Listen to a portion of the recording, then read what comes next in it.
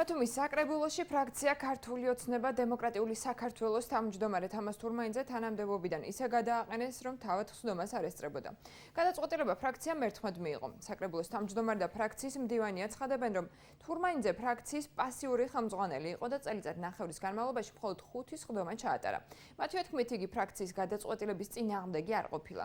ირაკლი ჭეიშვილის განცხადებით, კანდიდატებად ფრაქციის ყველა ის წევრი განიხილება, რომლებსაც თანამდებობა არ უჭირავთ, მათ შორის ქართული ოცნების წევრი კონსერვატორების კვოტით დიმიტრი დარჩია. თავად თამაზ თურმაინძე აცხადებს, რომ გადაწყვეტილების შესახებ ფრაქციის შეკრების წინ აცნობეს. მისთვის დასახელებული არგუმენტები მიუღებელია. სატელეფონო საუბარში განმარტავს, რომ ფრაქციის სხდომები ტარდებოდა, მხოლოდ ოქმის გაფორმება არ ხდებოდა.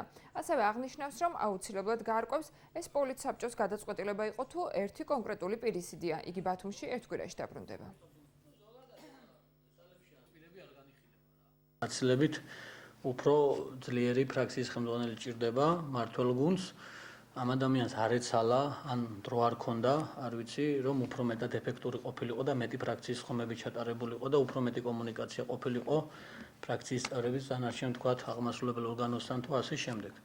ანუ ფაქტიც არის ის, რომ წელიწად ნახევარია თითქმის უკვე შეკრებილი ვარ საკრებულო, წელიწადია და 4 თვეა და შესაბამისად სულ 5 ჯერ არის ფრაქციის ხდომა ჩატარებული. ახლა ამაზე მეტი არგუმენტი რა უნდა იყოს? ანუ ამ ადამიანს ეთყობა არ ეცალა, შევიკრიბებით ფრაქციის წევრები და მივიღებთ გადაწყვეტილებას უფრო ძლიერი, ესე ვთქვათ, მოტივირებული და მხოლოდ ფრაქციის საქმიანობით იქნება დაკავებული ისეთი ფრაქციის ხელმძღვანელს ავირჩევთ.